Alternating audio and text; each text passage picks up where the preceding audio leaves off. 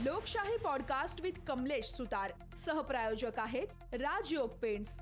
खुशियां आपकी, रंग हमारे. नमस्कार, आपण पाहताय लोकशाही मराठी लोकशाही पॉडकास्ट या आमच्या नवीन कार्यक्रमात आपल्या सगळ्यांचं मी कमलेश सुतार स्वागत करतो. या कार्यक्रमात आपण दर आठवड्याला नवीन पाहुण्यांना भेटणार आहोत. मग ते राजकीय क्षेत्रातले असतील, सामाजिक क्षेत्रातले असतील, चित्रपट क्षेत्रातले असतील, वेगवेगळ्या क्षेत्रातील मान्यवर आपल्याला भेटायला येणार. त्यांच्याशी आपण निवांत गप्पा मारणार आहोत. आणि आजच्या पहिल्याच भागात आपल्याला पाहुणे लाभलेले आहेत. शिवसेना उद्धव बाळासाहेब ठाकरे पक्षाचे नेते आणि माजी मंत्री आदित्य ठाकरे. आदित्य, खूप खूप स्वागत आहे तुमचं. नमस्कार. पॉडकास्ट ही कॉन्सेप्ट तशी खूप तरुणांना अपील करणार आहे, म्हणून एका तरुण नेत्यासोबत सुरुवात करायची आमची इच्छा होती. आणि तुम्ही सगळ्यात पहिल्यांदाच तुमचे आभार मानतो की तुम्ही या कार्यक्रमाच्या सुरुवातीसाठी तयार झालात. खूप काही घडतं आहे, म्हणजे राजकीय चर्चा आपण करणार आहोत, काही इतरही मुद्दे आहेत त्याच्यावरही आपण चर्चा करणार आहोत. पण सध्या खूप काही घडतं आहे.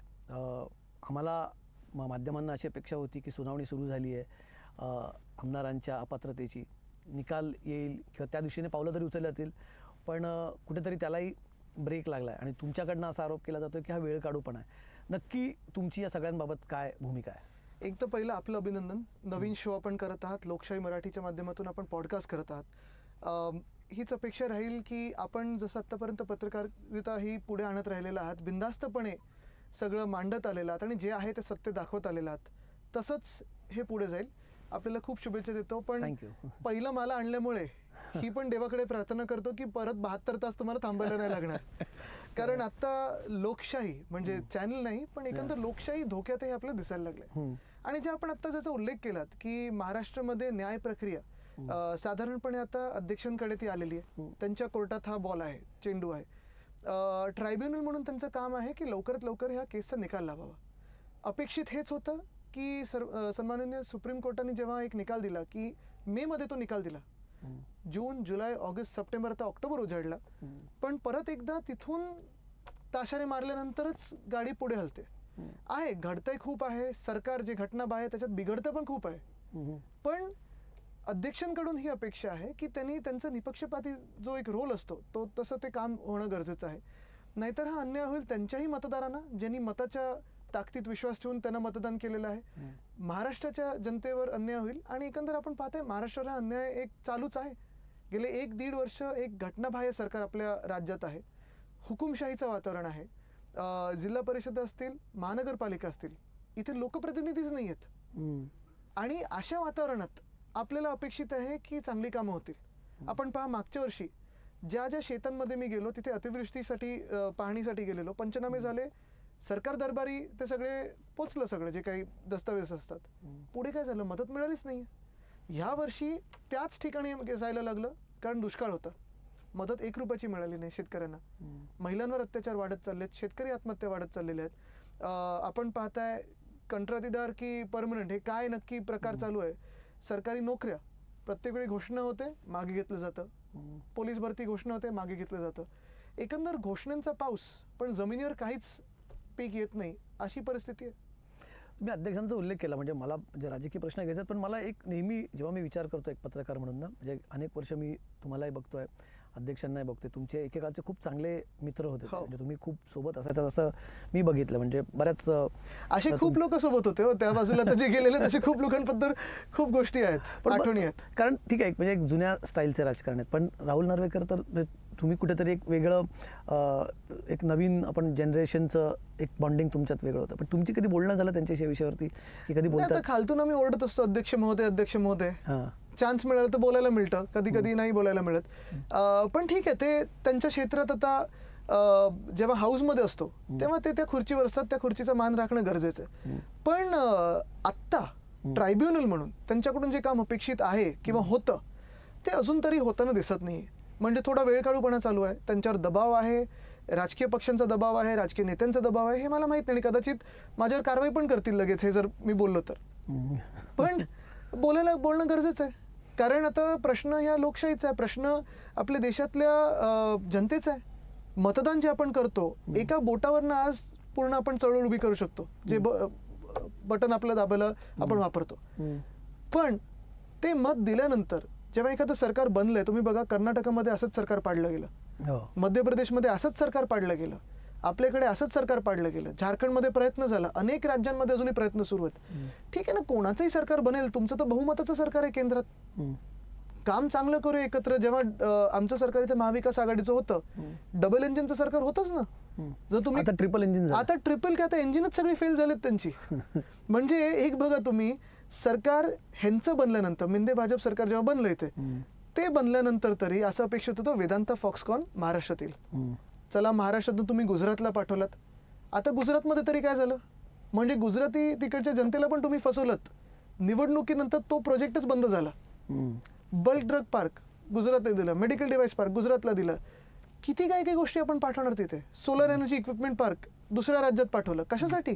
आता इथे पण तुमचं सरकार आहे, वरती पण तुमचं सरकार आहे, थोडं तरी द्या महाराष्ट्राला. आणि परत मी सांगतो की ह्याच्यात द्वेषाच्या भूमिकेतून नाही, कुठेही जेलिसी नाही की गुजरातला मिळतंय की तामिळनाडूला मिळतंय. सगळ्यांना सगळ्या राज्यात मिळू दे, कारण प्रत्येक राज्यात विकास होईल तेव्हा आपला देश पुढे जाईल.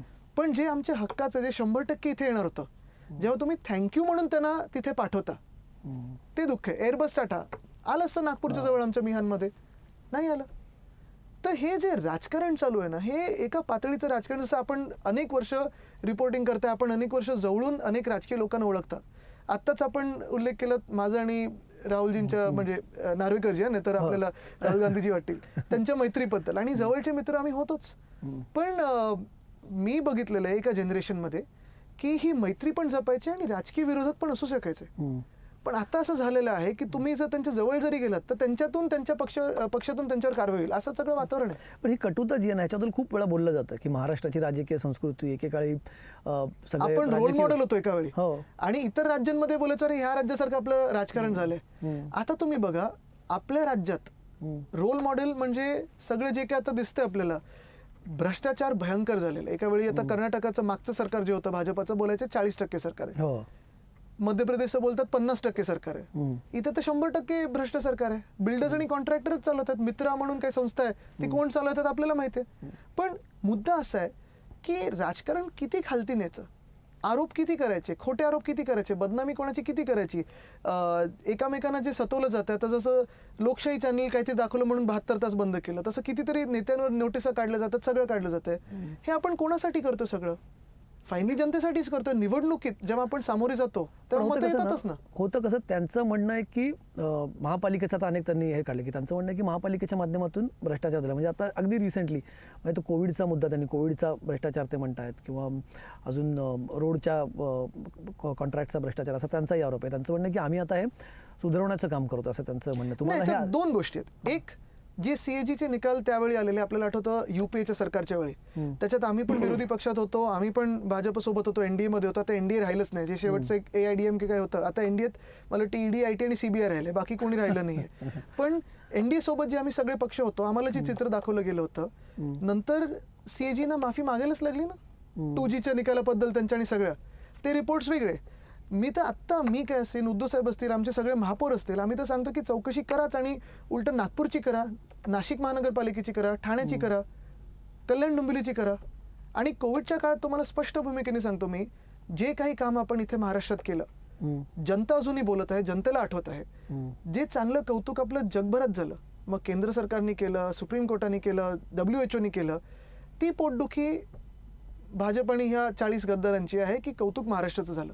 महाराष्ट्र बदनाम करायचं, महाराष्ट्राला मागे न्यायचं म्हणून हे सरकार पडलं, आणि म्हणून आता महाराष्ट्रात कोविडची बदनामी सुरू केली त्यांनी, कोविडच्या काळाची बदनामी. मूळ मुद्दा असा आहे की त्यांना महाराष्ट्राचं कौतुक हे त्यांना करून द्यायचंच नाही.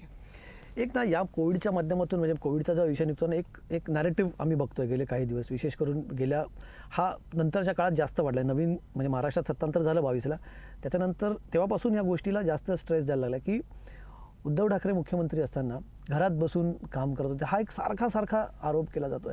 म्हणजे ठीक आहे, आता एक पॉलिटिकल आरोप म्हणून ठीक आहे, पण आपण आजच्या तारखेला सोशल मीडियामध्ये बघतो एक नॅरेटिव्ह कुठेतरी सेट झाला. तुम्हाला याची कुठे? मला वाटत नाही. बघा, ह्याच्यात कसं आहे ना की एक सत्य गोष्ट आहे की त्यावेळी आम्हीच लॉकडाऊन लावलेला, आणि तो लॉकडाऊन रोल मॉडेल म्हणून पाळत असताना देखील 24 तास आमच्या बैठका चालायच्या. आपण पाहत असाल, म्हणजे आपण पण काही ग्रुप्सवर होतात ज्यांना मदत पाहिजे वगैरे, आणि म्हणून तर लोक अजून कौतुक करतात. कुठेही गेलो तरी मला अजूनही लोक समोर येऊन सांगतात, तुमच्या वडिलांना आभार माझे मानव, please please thank your father. कोणीतरी मला सांगतं आपकी वजह से जान बच गई. आणि हे काही म्हणजे शिवसेनेचेच मतदार आहेत असं नाहीये, हे ऑर्गॅनिक लोक, हे महाराष्ट्रातले आहेत. आणि हे काम बरं ठीक आहे, आम्ही चला 1 मिनिटं पकडा घरी बसलो. आपली परिस्थिती जशी होती आणि ज्या स्वच्छतेने आपण जे आकडे लोकांसमोर आणत होतो, आपली परिस्थिती कम्पेअर करा सुरतची, आपली परिस्थिती कम्पेअर करा उत्तर प्रदेशच्या सरकारशी. चला घरा ते फिरत असतील घरोघरी जाऊन, आता पण मुख्यमंत्री फिरतात घरा, पण इम्पॅक्ट काय त्याचा, आउटकम काय? आणि तेच मुद्दा राहतो ना की तुम्ही आता त्यावेळी आपल्याला आठवत असेल वेस्ट बेंगॉलमध्ये निवडणुका लावल्या, अख्खं केंद्र सरकार तिथे लावलेलं. वाढलं की नाही कोविड त्यावेळी बेंगॉलमधून ते जेव्हा निवडणुका लावल्या तेव्हा, म्हणजे तेव्हापर्यंत सगळ्यांनी कायदे कानून पाळायचे आणि मग निवडणुका लावून टाकायचे एखाद्या राज्यामध्ये. मग कोविड पसरला नाही पसरला कोणाला परवडत नाही, कोणाला काही परवा नाही, असं तर वागणूक नव्हती झाली. आणि म्हणून कौतुक जे झालं हे सत्य, लोकांचे जीव वाचले हे सत्य, जे काम झालं ते लोकांसमोर आहे. आणि म्हणून हे जे आरोप आहेत ना, घरात बसले किंवा असं केलं तसं केलं, एक तर सोशल मीडियावर सगळ्यांची उत्तरं आहेत कारण सगळे आमचे फोटोज आहेतच, पण मला उत्तरं पण यांना द्यावीशी वाटत नाहीत. कारण ह्यांचा एकच हेतू आहे की महाराष्ट्राची बदनामी करा. आम्ही एक निमित्त आहोत, उद्धव साहेब एक निमित्त आहेत. चला आदित्यला टार्गेट करा, उद्धव ठाकरेंना टार्गेट करा, आम्ही निमित्त आहोत. त्यांचं टार्गेट हे महाराष्ट्र आहे, महाराष्ट्र हे टार्गेट आहे त्यांचं. पण का तुम्हाला असं का वाटतं की नाहीतर जर महाराष्ट्र टार्गेट नसतं तर ह्यांचं सरकार आल्यानंतर चांगले मोठे उद्योग इथे त्यांनी आणले असते, दंगली घडू दिल्या नसत्या, शेतकरी आत्महत्या वाढू दिले नसते, महिलांवर अत्याचार वाढू दिले नसते. हे ना महाराष्ट्राला बदनाम करायचं जेणेकरून उद्योगधंदे ते वाढूच नाही, युवा बेरोजगार जो आहे तो तसाच राहावा आणि वातावरण चिघळत ठेवायचं. म्हणजे निवडणुका थोड्या इकडे तिकडे काहीतरी भांडणं लावून आपण जिंकायचं आणि मग सरकार चालवायचं. पण महाराष्ट्राचा एक लॅब म्हणून उपयोग केला जातो असं तुम्हाला वाटतं देशाच्या राजकारणात? लॅब काय, मला वाटतं आता महाराष्ट्रात पूर्ण जे काय तर जसं राख रांगोळी, म्हणजे सगळे चांगले उद्योग तुम्ही नेणार पलीकडे गुजरातला आणि रिफायनरी आणणार आमच्या बारसूमध्ये, वारकऱ्यांवर लाठीचार्ज, मराठा समाजावर लाठीचार्ज, बारसूमध्ये महिलांवर लाठीचार्ज. आणि एका बाजूला हे चालू असताना दुसऱ्या बाजूला एक गद्दार आमदार आहेत, बरोबर मागच्या वर्षी गणपती बाप्पाच्या मिरवणुकीत बंदूक काढली, पोलीस स्टेशनमध्ये फायरिंग झाली, त्याचं शेल मिळालं, अजून ते लायसन्स कॅन्सल पण नाही झाले. म्हणजे महिलांवर अत्याचार, महिलांवर तुम्ही लाठीचार्ज करू शकता, वारकऱ्यांना लाठीचार्ज करू शकता, पण गद्दार आमदार कारवाई नाही करू शकत. दुसरे गद्दार आमदार आहेत ज्यांच्या मला वाटतं मुलांनी किडनॅपिंग करताना CCTVवर पकडले गेले, कुठे कारवाई झाली? जे तुम्ही मराठा आंदोलकांवर तुम्ही लाठीचार्ज एका रात्रीत करू शकता, एका दिवसात करू शकता, आणि तो एवढं भयानक करू शकता, मग ह्या व्यक्तींना पकडू नाही शकत? पत्रकारांवर पण FIR होत आहे, पत्रकारांतर बरंचसं धोपटलं जात आहे, FIR होत आहेत, परवा कोणीतरी सांगितलं धाब्यावर न्या, आणि हे सगळं चालून चाललंय, पण कायदा सुव्यवस्था त्यांच्यासाठी नाहीये. पण मग तुम्ही म्हणतात की महाराष्ट्राचे शत्रू आहेत, मग माझा प्रश्न होता की मग महाराष्ट्राला जाणीवपूर्वक टार्गेट करून तुम्ही म्हणतात की मग आपण जेव्हा फेडरल स्ट्रक्चरचे गप्पा करतो तर मग एका राज्याला वीक करून दुसऱ्या राज्याला स्ट्रॉंग करणं, तर मग कुठेतरी त्या फेडरल स्ट्रक्चरवरच प्रश्नचिन्ह उपस्थित राहत नाही का? फेडरल स्ट्रक्चर राहिलंय तरी कुठे? आता आपल्याला आठवत असेल GST आल्यानंतर जो काही परतावा आपल्याला यायचा असतो, महाविकास आघाडीच्याच काळामध्ये साधारण 26 ते 30 हजार कोटीचा परतावा केंद्राकडून येणं बाकी होतं. ह्याचा इम्पॅक्ट असा होतो की जी आपली इतर शहर आहेत, मग छत्रपती संभाजीनगर असेल, नागपूर असेल, ठाणे असेल, जे म्युन्सिपल कॉर्पोरेशन्स ह्या GSTवर डिपेंडेंट असतात की केंद्राकडून राज्याकडून ह्या शहरांमध्ये, ते जर परतावा आला नाही तर कामं पुढे होणार कशी, फंड आणणार कुठून? तसंच फेडरलिझम राहिलेलंच नाही आता. मुळात आपण पाहतोय की हुकुमशाही, म्हणजे थोड्या दिवसांनी तुम्हाला नोटीस येणार आहे की आता चॅनलचं नाव बदला, लोक काढा आणि हुकुम लावा, हे असं झालेलं आहे. पण मग महाराष्ट्रात आणि मग नंतर सांगणार शाही पण ठेवू नका कारण तुमच्या कलमातली शाही ही आम्हालाच धोकेदायक आहे. नाही, तसं होणार नाही. आम्ही लोकशाहीचं आमचं ब्रीदवाक्यच मुळात ठेवलंय, कोरा कागद निळी शाही. एक्झॅक्टली. आणि माझं हेच म्हणणं आहे की आपला देश हा सतत लोकशाहीसाठी लढत आलाय, झगडत आलाय आणि जिंकत आलेला आहे. कधी कधी आपण थोडी संधी देतो, 10 वर्ष दिली आपण, आता जे चांगलं काम करू शकत होते कुठे झालं तर काम? देशाच्या तुम्ही मुद्द्यावरती आता बोलता, देशाच्या राजकारणात आपण संधी दिली 10 वर्ष. मग दुसरा याच अनुषंगाने जो विषय होता तो इंडिया आघाडीचा, तुम्ही त्याच्यात ॲक्टिव्ह आहात, पण इंडिया आघाडी अजूनही म्हणजे जो मेसेज जातोय, तुम्ही बैठका होत आहेत, सगळे मोठे मोठे नेते भेटत आहेत, पण अजूनही ना असं एक वातावरण आदित्यजी असं आहे की ही आघाडी राहील का, टिकेल का, किंवा कोण सोबत राहील का नाही. म्हणजे अगदी इतर राज्यांचं सोडून द्या, पण महाराष्ट्रात बघूया, शरद पवारच स्वतः सोबत आहेत की नाही याबाबत अनेक जण प्रश्नचिन्ह उपस्थित करतात. त्यामुळे आघाडी ऑन पेपर भलेही खूप स्ट्रॉंग वाटत असेल, पण ती खरंच राहील का, टिकेल का, याबाबत लोकांना शंका बघा. 2 गोष्टी त्याच्यात. एक, कुरबुर करणारे जे आहेत ते खरोखर इंडियाच्या आतून करतायत की बाहेरून नुसतं काहीतरी मस्ती करायची म्हणून करतायत? कारण जर आम्ही इररेलिव्हंट असतो तर भाजपला वाटलं नसतं की इंडिया आणि भारत हे नाव सगळं बदलून नुसतं भारत करावं. ती आयडिया तर आलेली, फ्लोट झालेली, ती आयडिया जर ह्यांना वाटलं असतं अनेक विषय असेच दाबून टाकतात तसं दाबू शकले असते, पण ती चर्चा घडवून आणणं म्हणजे त्यांच्या मनात भीती बसलेली आहे. त्याचा अर्थ हाच आहे की आम्ही फॉर्बिडेबल अलायन्स आहोत. एक आपण पहा, आत्ताच्या ज्या निवडणुका आहेत, तेलंगणा आहे, मध्य प्रदेश आहे, छत्तीसगड आहे, राजस्थान आहे, मला वाटतं मिझोराम पण कदाचित लागेल. ह्या सगळ्या राज्यांमध्ये काँग्रेस आघाडीवर आहे. वातावरण बनत चाललेलं आहे, कारण लोक आता पाहत आहेत की काय चाललेलं आहे. लोकांनी बघितलंय 2014 मध्ये काय सांगितलं होतं आणि 24 मध्ये काय झालंय. पेट्रोलची किंमत काय होती, डिझेलची किंमत काय होती, गॅसची किंमत काय होती, घर मिळालंय का, मग डॉलरची किंमत काय आहे. तर हे सगळं वातावरण आता लोकांच्या मनात पक्क बसलेलं आहे. आणि तुम्ही पहा, काँग्रेस या सगळ्या राज्यांमध्ये जिंकणार. तसंच महाविकास आघाडी महाराष्ट्रात असेल, इतर ज्या आघाड्या काँग्रेसनी किंवा इतर विरोधी पक्षांनी, आता आम्ही विरोधी पक्ष बोलतच नाही आहोत कारण आमचं सरकार येणार आहे, पण आम्ही देशभक्त पक्ष सगळे एकत्र आलोत. नाही तर आम्ही पण आनंदात बसू शकलो असतो ते एनडीए मध्ये, जे आता हे 40 गद्दार करत आहेत की चला फॉरेन ट्रिप करा लोकांच्या पैशावर वगैरे, हे सगळं करू शकलो असतो. पण एक ती मनात खंत आहे की अरे देशात काहीतरी चुकीचं होतं आणि ती जिद्द पण आहे की काहीतरी बदलणं गरजेचं आहे. या इंडिया आघाडीबद्दल मी आणखी बोलणार आहे, पण एक छोटासा ब्रेक आपण इथे घेऊया. ब्रेकनंतर आपण आदित्य ठाकरेंशी या पॉडकास्टमध्ये चर्चा करणार आहोत. नक्की इंडिया आघाडीचं काय, महाराष्ट्रात नक्की काय होतं. छोटासा ब्रेक घेतोय, कुठे जाऊ नका, बघत राहा लोकशाही पॉडकास्ट.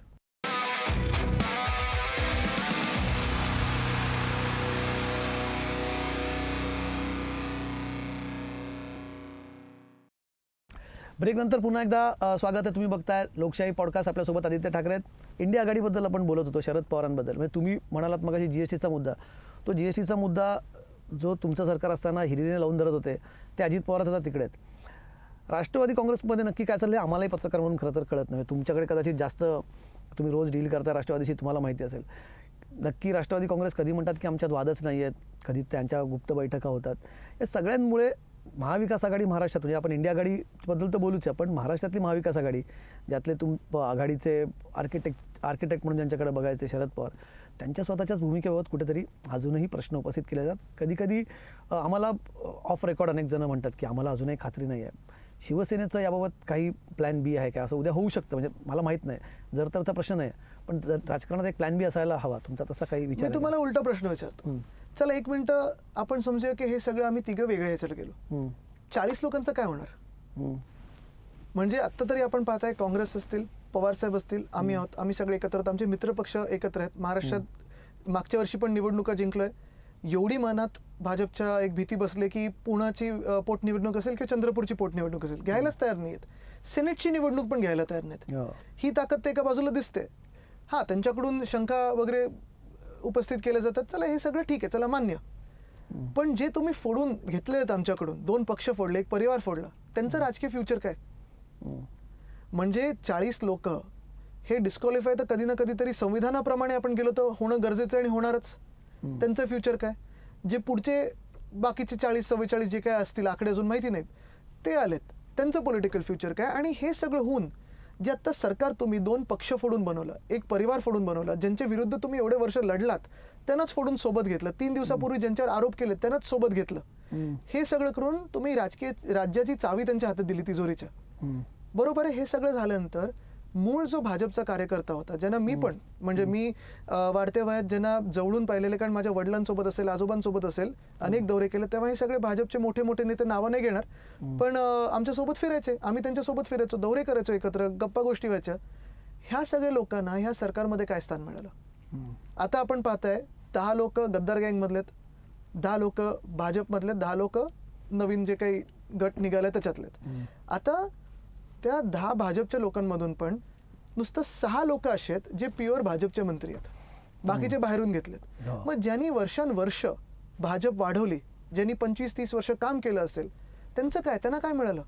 ना मंत्रिमंडळात, ना महामंडळात, ना कुठेही अजून काही पदं जाहीर झालेली आहेत. मजा करतायत ते काहीच ठराविक लोक करतायत, फॉरेनच्या सुट्ट्या वगैरे घेऊन. मग मूळ मुद्दा येतो की ह्यांचं राजकीय भवितव्य काय? तरी हा प्रश्न, आणि वाईट मला त्यांच्याबद्दलच वाटतं. म्हणजे हेच आहे ना की त्यावेळची भाजप आणि आत्ताची भाजप, आता चेहरे कोण आहेत महाराष्ट्र भाजपचे? शरद पवारांचा काय तो मुद्दा राहतो? शरद, मी सांगितलं ना, आम्ही तर आता सोबत आहोत आणि लढत आहोत. पवार साहेब असतील, उद्धव साहेब असतील, सोनियाजी असतील, आपण पाहताय की एकत्र लोकशाहीसाठी आम्ही एकत्र आलेलो आहोत. या देशात महत्वाची गोष्ट म्हणजे संविधान बदलू शकेल का, असं वातावरण आता चाललेलं आहे. 24 नंतर बहुमत आलं तर संविधान हे नक्कीच बदलतील. मूळ मुद्दा हाच राहतो की आत्ता सगळे जे लोक एकत्र राहून आम्ही जनतेसोबत आहोत आणि जनतेला माहिती आहे की आम्ही कुठे आहोत. इंडिया आघाडीचं बोलताना किंवा महाराष्ट्राच्या महाविकास आघाडीबद्दल बोलताना प्रकाश आंबेडकरांचा मुद्दा वारंवार निघत असतो की तुम्ही उद्धव ठाकरेंनी आणि प्रकाश आंबेडकरांनी पत्रकार परिषद घेऊन युतीची घोषणा केली, पण नंतर पुढे काहीच आलं नाही. म्हणजे प्रकाश आंबेडकरांकडून वारंवार ही बाब समोर आणली जाते की त्यांनी स्वतः पत्र लिहिलं की इंडिया आघाडीत त्यांना यायचं आहे, भूमिका स्पष्ट करावी.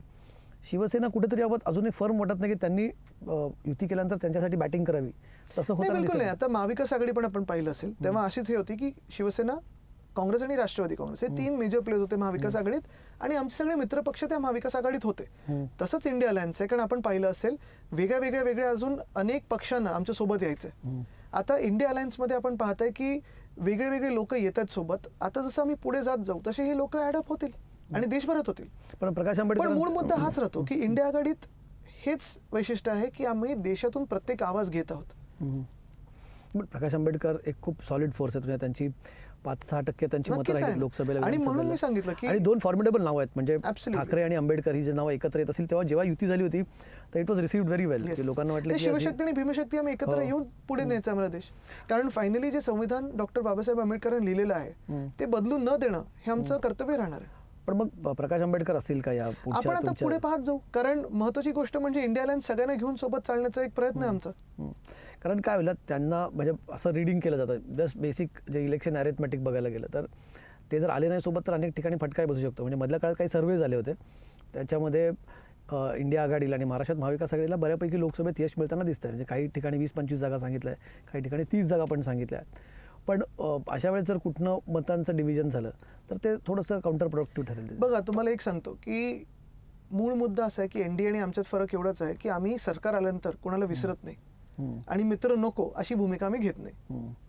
पण मग तुम्ही स्पष्ट काय याबाबतच भूमिका घेणार किंवा वंचित बहुजन आघाडी आमच्यासोबत असणार आहे किंवा नसणार आहे किंवा आपण पुढे पाहत जा, कारण आता तरी आम्ही सगळे एकत्र सोबत आहोत आणि नुसतं इथे नाही तर देशभरात आहोत.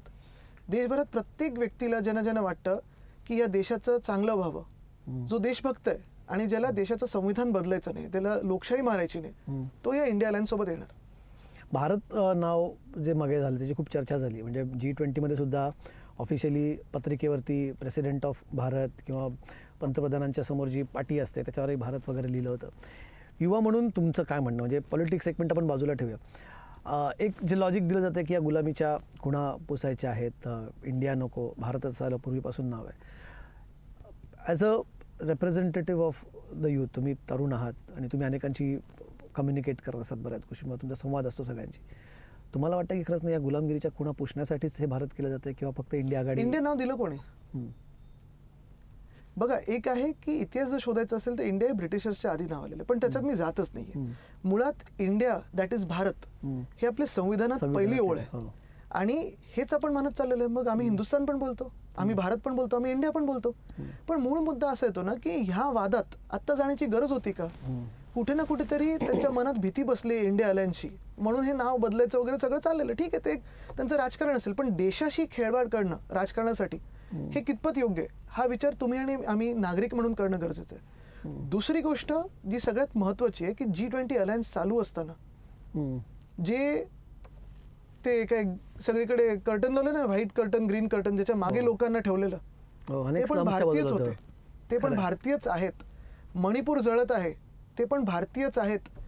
जे त्याच काळात मराठा युवकांवर लाठीचार्ज केला ते पण भारतीयच आहेत. जे काश्मीरी पंडित अजूनही सांगतायत की आम्ही सुरक्षित नाही आहोत काश्मीरमध्ये, तुमचे जे कोण आणतायत तुम्ही ट्रॅव्हल ब्लॉगर्स वगैरे दाखवताय ते वेगळं आहे आणि हे वेगळं आहे, ते पण भारतीयच आहेत. मला वाटतं मूळ मुद्दा हाच आहे की ज्या ज्या राजकीय लोकांना काही आम्ही काम केलंय किंवा काय देणार आहे हे दाखवता येत नाही, ते आपल्याला वादात लढवत असतात. आणि जे तुम्हाला भविष्यात काय करू किंवा आत्ता काय केलं आम्ही हे सांगू शकत नाहीत, ते तुम्हाला भूतकाळात लढवत राहणार. 50 वर्षापूर्वी ही व्यक्ती योग्य होती की अयोग्य होती, ह्यांनी बरोबर केलं की चुकीचं केलं, आम्ही ह्यांचे पुजारी आहोत की त्यांचे पुजारी आहोत, ते महान होते सगळे, त्यांनी त्यांचं काम करून गेलेले ते, आणि ते आपल्याकडे बघतात की आता तुम्ही काय पुढे नेणार आहात. पण आपण त्यांच्यावरनं लढत राहायचं की भविष्य काय आपलं ते घडवायचं आणि त्याच्यासाठी लढायचं, हा आपला चॉईस असतो.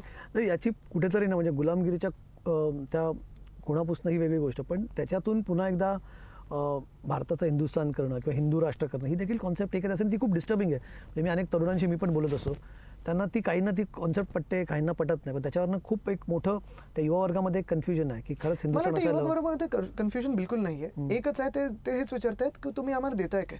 आम्हाला तुम्ही जॉब्स प्रॉमिस केलेले, जॉब्स दिलेले नाहीयेत. शिक्षण आम्ही जे घेतो त्याच्यातून क्वालिटी मिळतंय का, आणि दुसरं म्हणजे पास झाल्यानंतर हातात सर्टिफिकेट असताना आम्हाला रोजगार मिळतोय का. आमचं जे हिंदुत्व आहे ते स्पष्ट आहे, हृदयात राम आणि हाताला काम. होय, आम्ही राम मंदिरसाठी आम्ही लढलोच, पण आम्ही MIDC साठी पण भांडतोय, वेदांता फॉक्सकॉनसाठी भांडतोय. नुसतं लोकांना लढवत ठेवत नाहीये. हा आणि मुद्दा तुम्ही हा विचार करा की मग आत्ता नेमकं जेव्हा भाजप केंद्रात आणि भाजप महाराष्ट्रात आहे, मग आत्ता कसं हिंदू खत्रे में हो? पण ते म्हणतात की तुम्ही हिंदुत्व सोडलंय. ते कोण आहेत सर्टिफिकेट द्यायला? ते कोण आहेत सर्टिफिकेट देणारे? की शिवसेना ज्या आक्रमक ज्यांनी काश्मीरमध्ये PDP सोबत जाऊन युती केली होती आणि स्टेटस को आम्ही कॉन्स्टिट्यूशनचं ठेवू असं सांगितलेलं त्या त्यांच्या युतीच्या चार्टरमध्ये, ते कोण सर्टिफिकेट देणार आहे आम्हाला की आम्ही हिंदू की नाही? जेव्हा 2014 मध्ये आमच्याबरोबर युती तोडली स्वतःच्या राजकारणासाठी, तेव्हा आम्ही हिंदू नव्हतो. 19 मध्ये आमचं जे आम्हाला जे वचन दिलेलं वंदनीय हिंदू सम्राट बाळासाहेब ठाकरेंच्या रूममध्ये, ते तोडताना आम्ही हिंदू नव्हतो. ते म्हणतात असं वचन दिलंच नाही. माझ्या वारंवार हा मुद्दा करत खूप तसाच जुना, पण ते वारंवार अजूनही सांगतात की असं कुठलंही वचन दिलं नाही. आपण एक काम करूया, एक पोल घेऊया. उद्धव साहेब आणि त्यांची विश्वासार्हता आणि हे सगळ्यांनी ह्यांची विश्वासार्हता जनतेत जाऊया चला. कारण सगळ्यांना माहिती आहे की उद्धव साहेब कधी खोटं बोलणार नाहीत, आणि जे बोलणं माझे आजोबा म्हणजे वंदनीय हिंदू सम्राट बाळासाहेब ठाकरेंच्या खोलीत झालं, ते आम्ही पवित्रापेक्षा जास्ती पवित्र समजतो. तर ते तिथे कोणी खोटं बोलणं हे धक्कादायक असतं. आणि परत एकदा म्हणजे तुम्हाला सांगतो, हृदयात राम आणि हाताला काम, हे आमचं हिंदुत्व हे स्पष्ट आहे. आमचं हिंदुत्व हे रेपिस्टचं स्वागत करून त्यांना हार घालण्याचं आमचं हिंदुत्व नाही आहे. आमचं हिंदुत्व तुम्ही कुठच्या रंगाचे कपडे घातलेत आणि त्याच्यावरनं तुम्हाला मारणं पिटणं हे हिंदुत्व नाही आहे. तुम्ही काय खाता ह्याच्यावरून तुम्हाला जाळणारं आमचं हिंदुत्व नाही आहे. आमचं हिंदुत्व हे स्पष्ट आहे. पण ते म्हणतात की तुम्ही हिंदुत्वाबद्दल, आता मागे आपल्याच इंडिया आघाडीचे नेते आहेत DMKचे, त्यांचं म्हणणं होतं सनातन धर्माबद्दल एक वाक्य आलं, त्याच्याबद्दल शिवसेना रिॲक्टच करत नाही. आम्ही बोललो, आपण पण दाखवलं ते सगळं. महत्वाची गोष्ट हीच आहे, परत एकदा मी सांगतो की हे जे आमच्यावर बोलतात हे हिंदुत्वाचे सर्टिफिकेट देणारे नाहीत. जे खोटं बोलतात ते हिंदुत्ववादी नाहीत. रघुकुल रीत सदा चली आहे, प्राण जाय पर वचन न जाय, हे हिंदुत्व आमचं आहे. दाखवा त्यांनी किती राज्यात हे पाळलेलं आहे.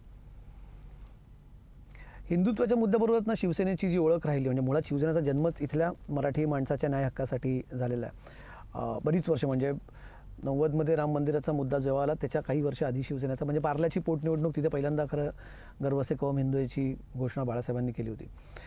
पण मराठीचा मुद्दा कुठेतरी शिवसेनेकडनं निश्चित झाला. आणि तुम्हाला आत्ताचं उदाहरण सांगतो. अगदी काल परवा एका मुलीने व्हिडिओ केला, अत्यंत संतापजनक असा व्हिडिओ होता तो.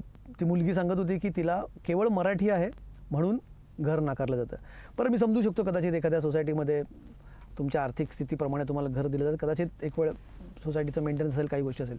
पंकजा मुंडे ज्या म्हणजे त्यांचं आपण जर बघायला गेलो ॲफिडेविट, तर त्या काही कोटीच्या मालक आहेत. त्या एका माजी गृहमंत्री, माजी उपमुख्यमंत्र्यांच्या कन्या आहेत.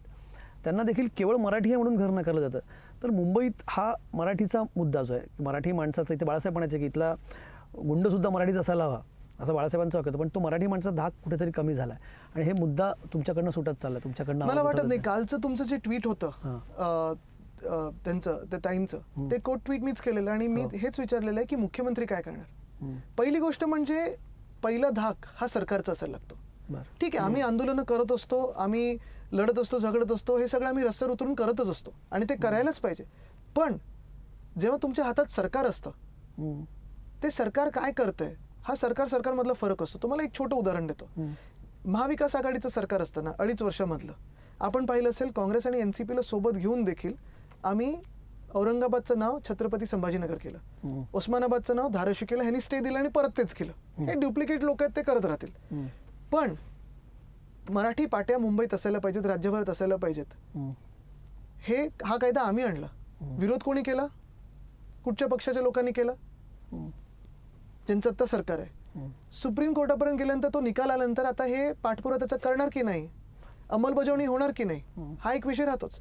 तिसरी गोष्ट, प्रत्येक शाळेमध्ये मग कुठचाही बोर्ड असो, मराठी हे शिकणं कंपल्सरी असायला पाहिजे, अनिवार्य असायला पाहिजे. 10वी पर्यंत कायदा कोणी आणला होता? आमच्या महाविकास आघाडी सरकारने आणला होता. रद्द कोणी केला? ह्यांच्या सरकारने केला, गद्दार गँगच्या. मूळ मुद्दा हा आहे की हे सगळ्या घटना, मग दंगली असतील, जातीय दंगली असतील, धार्मिक ह्याच्यावर दंगली असतील, असे जे इन्सिडेंट्स आहेत, आता पंकजाताईंचं मी बघितलं नाही, पण असे जे इन्सिडेंट्स tweet केलं. हां ठीक आहे, पण असे जे इन्सिडेंट्स आहेत हे कोणाच्या सरकारमध्ये वाढायला लागले तो? महिलांना शिवीगाळ होऊ शकते. चला एका बाजूला आपण आपल्या भाषेचं बोलतोय, एका धर्माचं बोलतोय किंवा एका जातीचं बोलत असो, महिलांना शिवीगाळ होते आणि ते अजून मंत्री म्हणून तुमच्यासोबत बसू शकतात. हा कुठचा न्याय आहे? आणि म्हणून मी हे सतत बोलतोय की हा फरक जो आहे ना, धाक या सरकारचा राहिलाच नाहीये. आमच्याकडे हिंमत नव्हती कोणाचं असं करण्याची. आतापर्यंत जसं इतर राज्यांमध्ये बुलडोजर जातात, गेलाय बुलडोजर त्यांचा? तर जावं असं तुम्हाला वाटतं का? नाही, त्यांनी काहीतरी दाखवलं होतं ना. आयडियली जर एवढी कोणी हिंमत करत असेल मराठी माणसाच्या अंगावर येण्याची महाराष्ट्रात, तर बुलडोजर गेला पाहिजे. पण गेलाय बुलडोजर त्यांचा? नाही गेलाय. पण तुम्ही उद्या बिल्डर म्हणून जा की हे जरा आम्हाला तोडून द्या, लगेच बुलडोजर पाठवतील.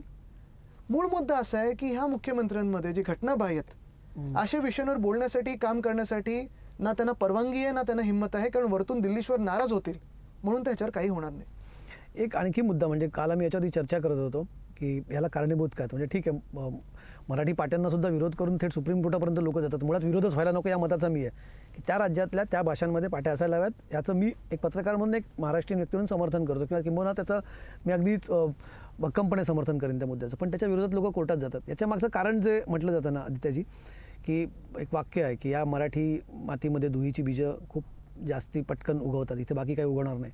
अगदी खडकावरही दुहीची बीजं उगवतात. इथला मराठी माणूस, इथले मराठीसाठी भांडणारे पक्ष हे वेगवेगळे आहेत, म्हणून कदाचित मराठी माणसाला ही दादागिरी सहन करावी लागते. मला वाटतं कारणं काढायला गेली तर अनेक कारणं कोणी दाखवू शकतं आणि काही कारण नसूही शकतं. मूळ मुद्दा हाच येतो की परत एकदा सांगतो, जर आज वेदांता फॉक्सकॉन महाराष्ट्रात आलं असतं, काही चुकीचं झालं असतं का? देशाची प्रगतीच झाली असती. Bulk drug park, medical device park, Airbus Tata जर महाराष्ट्रात आलं असतं, काही चुकीचं झालं असतं का? नसतं झालं. पण मुद्दामून दबाव टाकून थँक्यू म्हणून त्यांना गुजरातला पाठवणं किंवा इतर राज्यांमध्ये पाठवणं, ही सुरुवात इथपासून होते. म्हणून मी म्हणतो आज की तुमच्या घरापर्यंत पोहोचलेत कारण काल त्यांनी तुम्हाला नोकऱ्या दिल्या नाहीत. आणि हे नुसतं आपल्याकडे नाही, देशभरात होत असेल. जिथे जिथे तुम्ही बघा भाजपचे राज्य, तिथे तिथे वाद, दंगली हे सगळं होत आहे, कारण त्यांचं राजकारण याच्यावर आधारित आहे. इथल्या मराठी भाषेसाठी लढण्यासाठी, मराठी भाषेसाठी लढणारे टेक्निकली किंवा आपण कसंही म्हणूया, ते घडलंय. 3 पक्ष सध्या आहेत आणि तिन्ही पक्ष खरं तर शिवसेनेतनं ऑफशूट आपण म्हणू शकतो. म्हणजे शिवसेना उद्धव बाळासाहेब ठाकरे आणि महाराष्ट्र नवनिर्माण सेना, एकेकाळी सगळे शिवसेनेचे सगळे ऑफशूट आहेत. हे पक्ष चला आता तुमच्यातनं तुटून गेलेला गट तो आता कायदेशीर प्रक्रियेत अडकलेला आहे. पण महाराष्ट्र नवनिर्माण सेना म्हणते की पाट्यांसाठी त्यांनी लढा दिला, या महिलेसाठी सुद्धा आम्ही मैदानात उतरलो. त्याच्यावर मी जास्ती बोलत नाही. ते काही ह्याच्यावर मी जास्ती बोलतच नाही. पण मराठीसाठी लढणारे पक्ष आहेत, कारण मुद्दा मराठीचा आहे. ते लोक बघतात, आम्ही करत आहोत. म्हणजे काल मी तुम्हाला चर्चेत सांगतो, कारण दोघांचे म्हणजे असं होत होतं चर्चेत, आम्ही भाजपच्या नेत्यांशी बोलतो, मराठीसाठी दोन्ही पक्ष आपली भूमिका, त्यांच्यात कुठेतरी आम्हाला भूमिका मांडताना एकमत दिसलं की आम्ही मराठी माणसासाठी लढतोय. पण मग हीच मराठी माणसाची ताकद जी कमी झालेली आहे, ही कधीतरी भविष्यात एकत्र येऊ शकते असं तुम्हाला वाटतं का? शिवसेना नक्की आपण पाहत असाल जे आम्ही करत आलेलो आहोत, कारण बाकीचं मी शिवसेना म्हणत नाही, ती आहे ती गद्दार गँग आहे. शिवसेना उद्धव बाळासाहेब ठाकरे जे आम्ही करत आलेलो आहोत, सगळ्यांना सोबत घेऊन कुठेही वाद निर्माण न करता आम्ही महाराष्ट्राला पुढे घेऊन चाललेलो आहोत आणि हेच आम्ही काम करत राहू. पण भविष्यात असं काय, मधल्या काळात खूप चर्चा सुरू झाल्या होत्या का, कुठली भेट झाली, काय झाली, की चर्चा नाही यायचं की ठाकरे. मी जसं सांगितलं काही काही विषयांवर बोलतच नाही, पण जे आम्ही काम करतो ते लोकांसमोर आहे.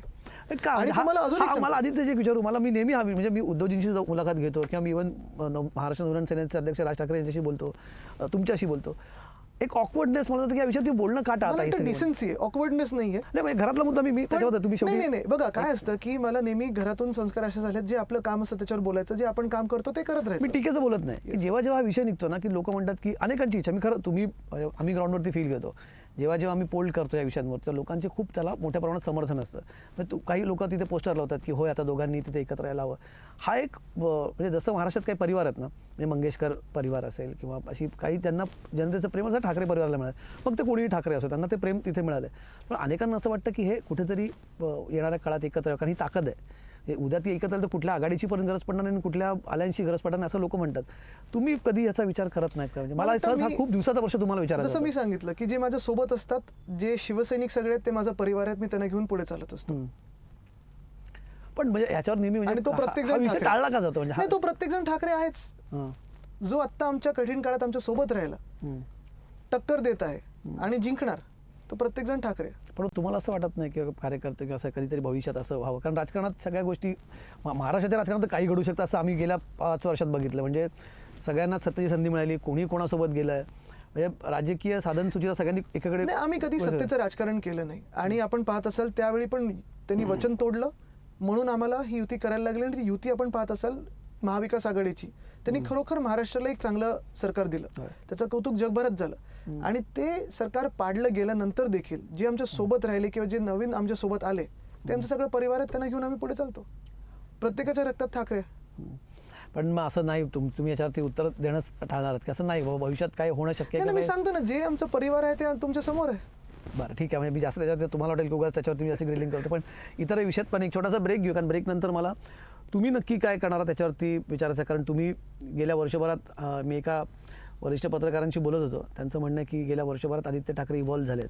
ते कसे झालेत आम्हाला त्याच्याबद्दल बोलायचं आहे. कारण कधी कधी संकटात संधी असते, ती संधी तुम्हाला एकच आहे, इव्हॉल्वचं मला माहित नाही, पण 40 लोकांसारखं मी रिव्हॉल्व करत नाही राहिलो सगळ्यांच्या बाजूला. नक्कीच कसं इव्हॉल्व व्हायचे त्याचा छोटासा ब्रेक घेतो. बघत राहा लोकशाही पॉडकास्ट.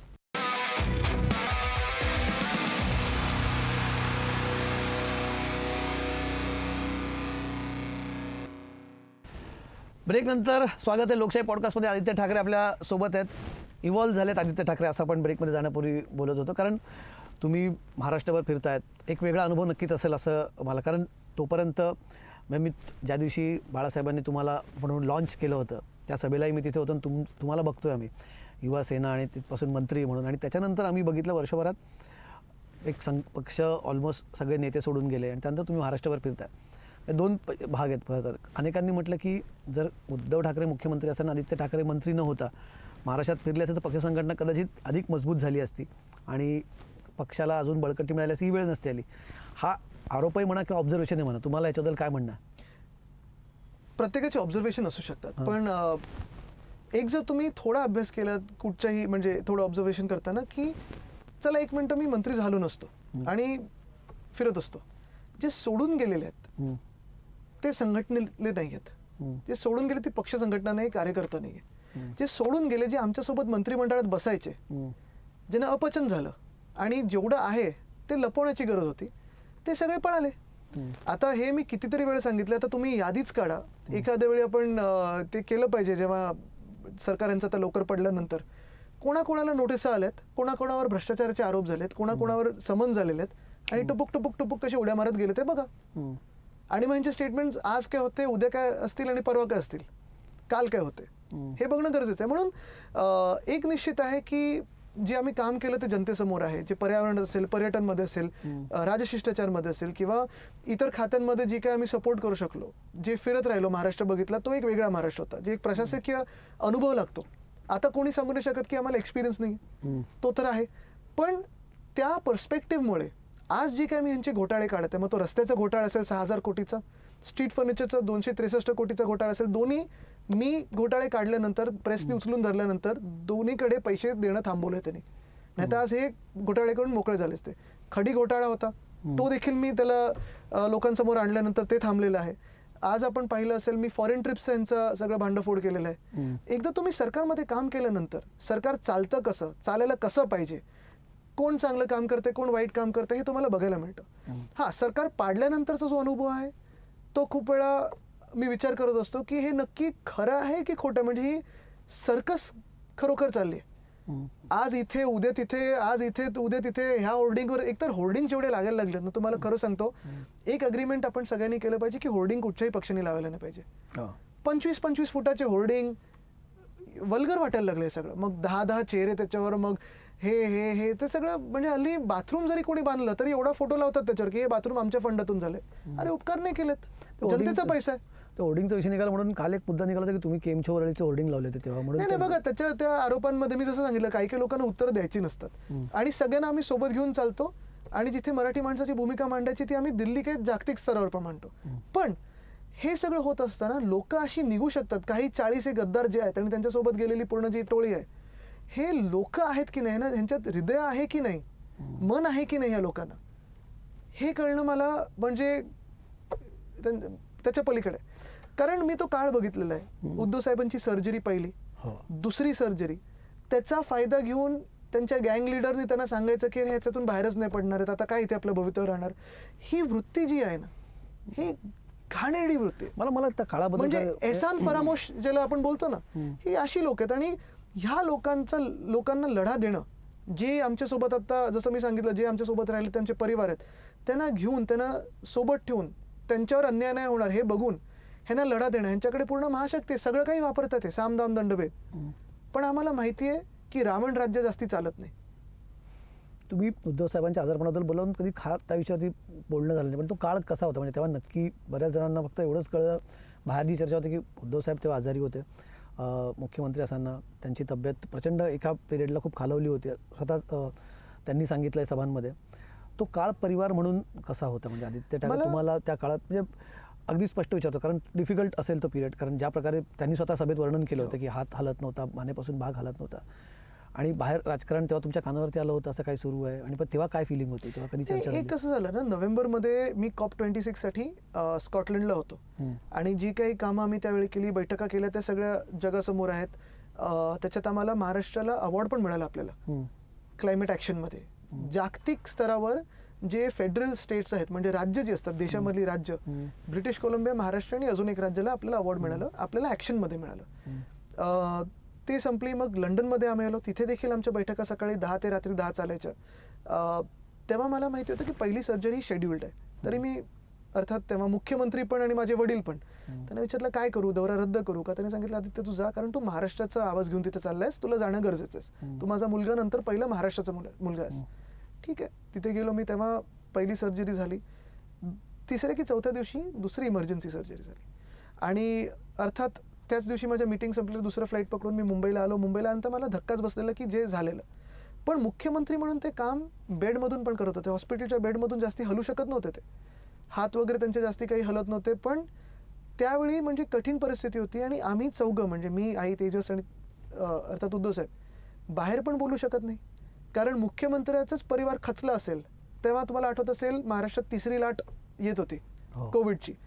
ते प्रत्येक आठवड्यात सगळ्यांच्या बैठका व्हॉट्सॲप किंवा कॉलवर, व्हिडिओ कॉलवर, झूम कॉलवर करत होते, मंत्रिमंडळाच्या बैठका करत होते, फायली कशा बशा त्यांच्याकडून जसं होत असेल तसं सही करत होते. आणि ती मेहनत मी बघितली त्यांची अक्षरशः. म्हणजे अजूनही जास्ती बोलणं योग्य नाही, पण तो काळ मी बघितला. आणि तेव्हा आम्ही बाहेर बोलू नव्हतो शकत. पण त्या काळापासून ही जी टोळी होती, एक सुरुवात झाली यांची 10-12 लोकांची, ही मस्ती करते, कुरबुर करते, तिथे दिल्लीला जाऊन भेटते, कुठे जाऊन भेटते, हे मला कळत होतं. ऑफकोर्स इंटेलिजन्स असतो, तुम्हाला कळत असतं. 3-4दा विचारलं, नाही नाही असं काहीच नाही, असं काहीच नाही. मग 20 मेला जेव्हा मी डॅव्हॉसला होतो, तेव्हा ह्या गद्दार गँगच्या नेत्यांना मी बोलवलं, उद्धव साहेबांनी बोलवलं, विचारलं काय नक्की चाललंय. 20 जूनला हे बंड झालं, बरोबर 1 महिना आधी. ते येऊन वर्षा बंगल्यावर रडले. आणि उद्धव साहेबांनी हे पण विचारलं, तुम्हाला मुख्यमंत्री बनायचं का? आज चावे देतो, तुमची आरती करतो, तुम्ही आजपासून मुख्यमंत्री. तर ते नाही नाही, ते जेलमध्ये टाकतील, असं होईल तसं होईल, मी कधी जाणार नाही, अमुक नाही तमुक नाही. पण ठीक आहे, ते त्यांचा खोटारडेपणा तो जनतेसमोर आला. पण बरोबर 1 महिना आधी ते येऊन उद्धव साहेबांना सगळे जे काय ते तसं त्यांना हे करून गेलेले. पण हे सांगितलं, उद्धव साहेब तुम्ही सगळं मला बनवलं, मी कसं तुम्हाला सोडून जाईन, हे ते ठीक आहे. विश्वास तरी देखील आम्ही त्यांच्यावर ठेवला, एवढं सगळं कळून. तसंच अजून एक मंत्री त्या मंत्रिमंडळात ज्यांनी अन्नाची शपथ खाल्लेली, हे पण पळाले. तर ही लोक जी आहेत ना, आणि मग माझं मत हेच. आणि ज्या दिवशी हे पळाले त्या दिवशी पण उद्धव साहेबांना कोविड झाला होता. तर ठीक आहे, तुम्हाला जायचं ना दुसऱ्या पक्षात, आनंदाने जा, मजा करा तिथे, पण लाज आणि हिंमत तरी ठेवा की ज्या व्यक्तीने तुम्हाला सगळं काही दिलं, राजकीय ओळख असेल, तिकीट असतील, तुमची मंत्रीपद असतील, ॲटलिस्ट त्या व्यक्तीला त्यांच्या कठीण काळात तरी सोडून न जाणं, ही माणुसकी बोलतात. आणि ही माणुसकी जर आज त्यांनी आमच्याशी नाही जपली आहे, काय दुसऱ्यांना आश्वासनं देणारी घोषणा करण्यात होय. आणि अजून जर बोलायचं झालं तर मी पूर्ण मन मोकळं करू शकतो, पण तरी देखील करा तुम्ही. आज काय काय नाही, काय असतं की लोकांनाही माहिती. आणि नशीब आमचं असं आहे की उद्धव साहेबांना त्यांनी काम करताना बघितले लोकांनी, म्हणून लोक आमच्या सोबत राहिली. पण जो काही तो काळ होता, अक्षरशः म्हणजे आम्ही चौघांनी तो काळ बघितला. आणि अर्थात आमची आजी, आम्ही 5 जण प्लस डॉक्टर्स होते. पण ह्या काळाचा फायदा घेणं किंवा दुरुपयोग करणं त्याचा, ही लोक जी आहेत ना, ह्यांच्याबद्दल म्हणजे किती काय बोलायचं, किती एहसान फरामोश असतील, हे तुम्ही विचार करा.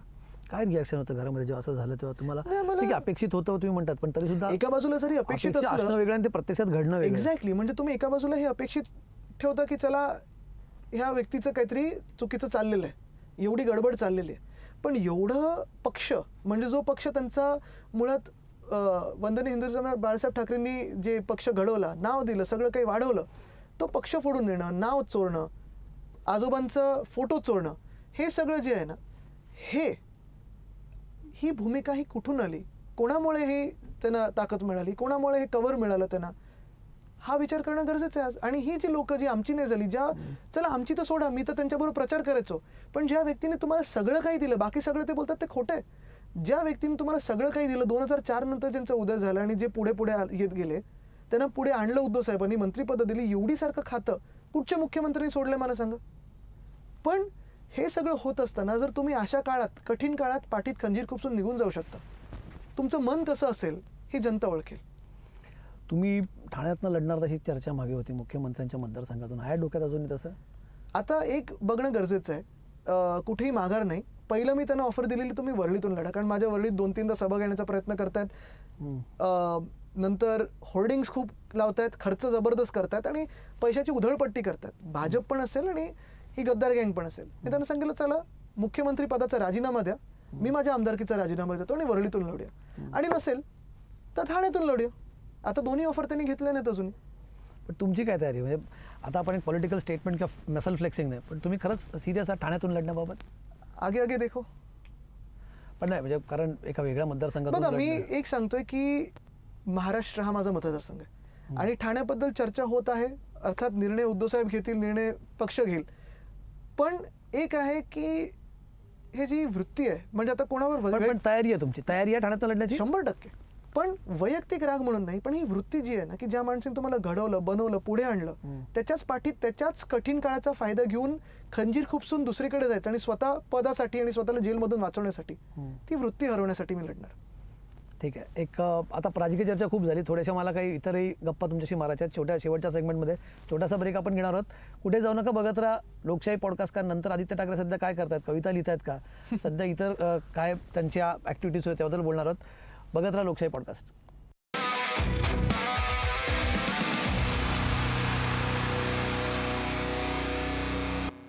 ब्रेक नंतर स्वागत आहे लोकशाही पॉडकास्टमध्ये. आदित्य ठाकरे आपल्यासोबत आहेत. आदित्यजी, राजकीय चर्चा खूप आपण केल्यात.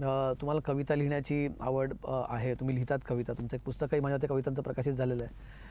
गेल्या मधल्या काळात तर मंत्री असताना तर नाही शक्य झालं, पण आता या सगळ्या संघर्षाच्या काळात काही लिहिलंय का नवीन? नाही, कविता कभी था असं ते झालेलं आहे. कवी था कारण कविता आत्ता तरी काही झालेलं नाही, कारण आता आपण पाहताय कवितेत तुम्ही आक्रमक होऊन एवढं चालत नाही. विद्रोही कविता असते नाही का? ते तर आहे, पण त्या सगळ्या हाऊसमध्ये आणि बाहेर मंचावर येत असतात. बाकी तसं काही आत्ता तरी लिहिणं झालं नाही. माझं फोटोग्राफी मागे राहिलेलं आहे, माझं कविता पण लिहिणं सुटलेलं आहे, तेवढं काही. पण मग उद्धवजींचं फोटोग्राफी ती पण आता सध्या गेले त्यांनी केलं, त्यांची पण एवढ्या दिवसात नाही झाली. आता आम्ही दोघं थोडं थोडं जे काही इंस्टाग्रामसाठी काढत असतो फोटो किंवा फोनवर काढत असतो तेवढंच ते आहे. पण मग काय करता मग इतर वेळेस तुम्ही एवढं प्रेशर आहे राजकारण इतकं, आणि इतकं खरं मी सांगू का, अनेकांचं हे म्हणणं आहे की राजकारण इतकं टॉक्सिक झालं ना, तुम्ही त्याच्यातनं स्वतःला बाहेर काढण्यासाठी किंवा रिलॅक्स होण्यासाठी काय करता आदित्य ठाकरे? टॉक्सिक तर 100% झालंय. आणि म्हणजे जे राजकारण मला अपेक्षित होतं ते राजकारण तसं नाहीये. पण ठीक आहे, राजकारणच आता ह्याला टॅग दिलेला आहे, खिचड. पण बदलण्यासाठी लढत आहोत, पण ह्याच्यातून बाहेर पडण्याची मला गरज वाटत नाही. म्हणजे तुम्हाला सांगू, खरं तर जसं तुम्ही सांगितलं की रिलॅक्स करायला काय करता किंवा वेगळं काय करता, अर्थात वाचन खूप चालू असतं, पुस्तकं वाचत असतो. काय वाचताय सध्या? आता एक मला वाटतं हाऊ प्राईम मिनिस्टर्स डिसाईड, अच्छा, ते वाचतोय सध्या. खूप खूप इंटरेस्टिंग, आणि त्याच्यातून इंटरेस्टिंग गोष्टी खूप, किती गोष्टी रिलेटेबल आहेत तेव्हा गोष्टी, आता काही फार बदललेल्या आहेत. म्हणजे या गोष्टी नुसतं त्याची तीव्रता बदललेली आहे आणि राजकारणची पातळी खालती चाललेली, एवढंच तो मला ओळखता येतं. तेव्हा एक चॅप्टर वाचला, त्याच्यात पण असे जरी विरोधात असले तरी वैयक्तिक कोणाचं हे नव्हतं. वैयक्तिक विरोधावरून झाला. खरं तर आपण तुमच्या या गोष्टीवर बोलतो, पण मला ही गोष्ट खरं तर हा पण एक मुद्दा खूप दिवस आहे. तुम्हालाही व्यक्तिगत खूप टार्गेटला समोर अत्यंत तुमच्यावरती गंभीर आरोप झाले होते. तुम्ही त्याच्यावरती बऱ्याचदा बोलणं टाळलं आहे. म्हणजे बऱ्याचदा तो विषय काढला जातो, दिशा सालियन प्रकरणात तुमचं नाव काढलं जातं, काही लोक थेट आरोप करत नाहीत. हे कसं फेस करताना तुम्ही त्याच्यावर? कचऱ्यात जायचंच नाही, आपण किचडमध्ये जायचंच नाही, आपलं काम आहे ते करत राहायचं. पण फॅमिलीचं काय, म्हणजे ठीक आहे, म्हणजे राजकीय आरोप सोडा, आईचं किंवा नाही. बघा, एक तुम्हाला सांगतो, एक महत्वाची गोष्ट हीच, मी आरोप तसे फार म्हणजे गंभीर आरोप तुमच्या. एक्झॅक्टली, आता त्याच्यावरच मी येतोय. एक महत्वाचं आहे की आज जे आपण बोलतो की तरुणांनी राजकारणात यायला पाहिजे, मूळ मुद्दा असा येतो की जे तरुण राजकारणात आलेले आहेत त्यांना पूर्ण संपवण्याचा जो प्रयत्न होत आहे, तर कुठच्या तोंडाने आपण सांगायचं की अजून तरुणांनी राजकारण यायला पाहिजे. पण हीच वृत्ती ही आपल्याला देशाला मागे नेते. आणि मूळ भूमिका हीच आहे, जसं तुम्ही सांगितलं ना की तुम्ही रिलॅक्सेशनसाठी काय करता. रिलॅक्सेशनची आता वेळच नाही आहे, आत्ता लढण्याची वेळ आहे. कारण जर 2024ला आपण लढलो नाही, लोकशाहीचा विजय झाला नाही, तर 2024 नंतर जे काही स्वातंत्र्य तुम्हाला आतापर्यंत 75-76 वर्षात मिळालेलं आहे ते सगळं संपलं, सगळं बदललं जाईल. पण मग काय वे फॉरवर्ड काय आदित्य ठाकरेंसाठी? तुम्ही काम करते राहो, लढते राहो, जितते राहो. कारण मूळ गोष्ट अशी आहे की 40 गद्दारांसारखं आम्ही पळालो नाही. आम्ही ना गुवाहाटीला गेलो, ना सुरतेला गेलो, ना गोव्याला त्या टेबलावर नाचलेलो आहे. चुकीचं काही केलेलं नाही, चोरी केलेली नाही, डोळ्यात डोळे घालून बघू शकतो आणि खोटं बोलत नाही. तर काम करत राहा. आदित्य ठाकरेंना मुख्यमंत्री व्हायचं का कधी, की आता हे सगळं बघितल्यानंतर की तुम्हाला नको रे बाबा असं झालं? बघा, तुम्हाला सांगतो, ह्याच्यात कधी मला आमदार नेहमी व्हायचं होतं आणि ह्या राजकीय क्षेत्रात यायचं होतं.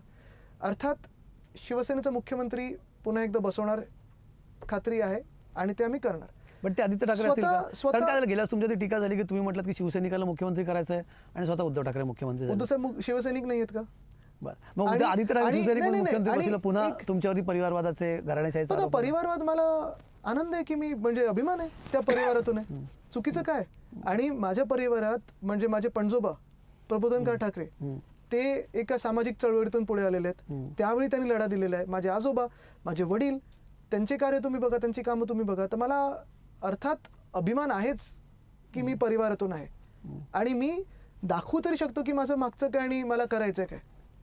इतर जे आरोप करतात त्यांच्या पक्षात त्यांनी पहिलं पाहावं. तेजस येणार का राजकारणात? कारण तुम्ही बोलतात घराण्यातले सगळे मेंबर आहेत, तेजसबद्दल खूप चर्चा असते की तेजस पण राजकारणात येणार. तेजस वाईल्ड लाईफ मध्ये आणि राजकारण वाईल्ड लाईफच झालं सध्या. नाही, आता सर्कस झाली.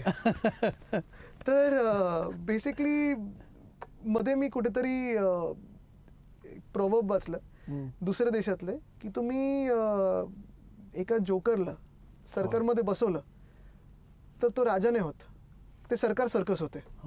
पण वातावरण तसं म्हणजे हे कोणाबद्दल एकाबद्दल नाही, पण जे आता स्थिती आहे, जसे लोक इकडून तिकडे तुम्ही बघा, काही ठराविक लोक जातात. पण एक महत्वाचं, तेजस वाईल्ड लाईफ मध्ये त्याचं रिसर्च चालू असतं. साप, किडे, स्कॉर्पियन, पायथन, पाली वगैरे. हा, म्हणजे ते काही गोष्टींपासून मी किती पर्यावरणवादी असलो आणि कितीही जंगल वाचवली, आरेचं जंगल वाचवलं 808 एकर मॅनग्रोव्स, तरी मी लांबून बघतो. तेजस त्याच्या आत असतं. पण त्याला इंटरेस्ट नाही राजकारणात किंवा त्याचं ऑब्झर्वेशन चांगलं असतं, पण त्याला राजकारणात तसा इंटरेस्ट. बाळासाहेब म्हणायचं ना की काय तोडफोड सेना म्हणायचं ना बाळासाहेब तेजस. पण मग ती आता पुन्हा एक नवीन एक एंट्री होईल असं नाही, तुम्ही सल्ला द्याल का तेजसला हे सगळं बघून? एक भाऊ म्हणून सल्ला द्याल खूप का? वेळा मी त्याचं अंडरस्टँडिंग थोडं बघत असतो काय असतं, कारण सल्ला त्याच्याकडून घेतो खरं. कारण त्याचं काय आहे की तो राजकारणात नसल्यामुळे त्याला एक ॲडव्हान्टेज आहे की तो कोणाबरोबर कुठे जाऊन गप्पा मारतो आणि जेन्युइन फीडबॅक परत द्यायचा असतो त्याला. तर खूप मतदारसंघातला फीडबॅक, त्याचे ते ठराविक वाईल्ड लाईफ मधले लोक आहेत किंवा ते रिसर्च मधले लोक आहेत जे ते वेगळ्या वेगळ्या जिल्ह्यांमध्ये राहत असतात आणि ते पण जी लोकांमधून फीडबॅक येतो तो फीडबॅक मी घेत असतो. पण मी वाटतं की एक मोठा भाऊ म्हणून तुम्ही सल्ला द्याल का की बाबा हे राजकारण असं तुम्ही सगळं जे सध्या बघताय, अनुभवताय? नाही, माझं मत त्याच्यासाठी एकच असेल किंवा सगळ्यांसाठी एक असेल की मतदान करणं हे गरजेचं आहे आणि विचार करून मतदान करणं गरजेचं आहे. पण या बाजूला येऊन लढाई करणं ते त्याच्यावर आहे. म्हणून तर जसं घरी कधी आम्हाला सांगितलं गेलं नाही, घरात चर्चा होते कधी, कारण होत असणारच चर्चा अर्थात होते, पण असं नाही की तू आला पाहिजे की नाही आला पाहिजे.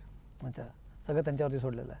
हा, म्हणजे तो आता एकच जो व्यक्ती पायथन आणि साप सांभाळू शकतो त्याला आई काय सांगू शकणार, असं आम्ही आईकडे गंमत करत असतो की अरे आई तर मग. पण ते जसं एक आर्ग्युमेंट, अरे दादा ॲटलिस्ट मला माहिती तरी की हा साप विषारी आहे की नाही. ठीक आहे आदित्यजी, आपण पुन्हा खरं तर भेटलं पाहिजे. या गप्पा संपून असं वाटतं, पण आपल्याकडे वेळेचं बंधन आहे. खूप मनमोकळ्या गप्पा झाल्यात, बऱ्याच प्रश्नांची तुम्ही उत्तर दिली. काही अर्थात तुमचे you always love to keep your card close to your chest, पण ठीक आहे, तरी पुन्हा भेटूया, बोलूया. पुढचं वर्ष निवडणुकांचं काय आहे. दुसऱ्या एपिसोडसाठी काहीतरी ठेवलं पाहिजे ना. नक्की नक्की. आणि तुम्ही यावं परत अशी आमची इच्छा आहे. जेव्हा आपण एक 25-50 भाग पूर्ण करू तेव्हा तुम्ही परत या अशी आमची इच्छा आहे. पण खूप बरं वाटलं तुमच्याशी ही चर्चा करून. आणि राजकारणाचा एक वेगळा पर्स्पेक्टिव्ह तरुणांचा काय तो आम्हाला इथे ऐकायला मिळाला. आणि अनेक जण ही चर्चा जे बघतील त्यांनाही त्यातनं राजकारण आणि एक तरुणांचे विचार काय हे समजायला मिळते. खूप खूप धन्यवाद आदित्यजी तुमचे. धन्यवाद. जय महाराष्ट्र. आजचा एपिसोड आपण इथेच थांबवतो. खूप आपण आदित्य ठाकरेंसोबत गप्पा मारल्यात. पुढच्या आठवड्यात पुन्हा भेटूया नवीन पाहुण्यांचं लोकशाही पॉडकास्टमध्ये. हा एपिसोड कसा वाटला नक्की आम्हाला कळवा. बघत राहा लोकशाही मराठी. लोकशाही पॉडकास्ट विथ कमलेश सुतार. सहप्रायोजक आहेत राजयोग पेंट्स. खुशियाँ आपकी, रंग हमारे.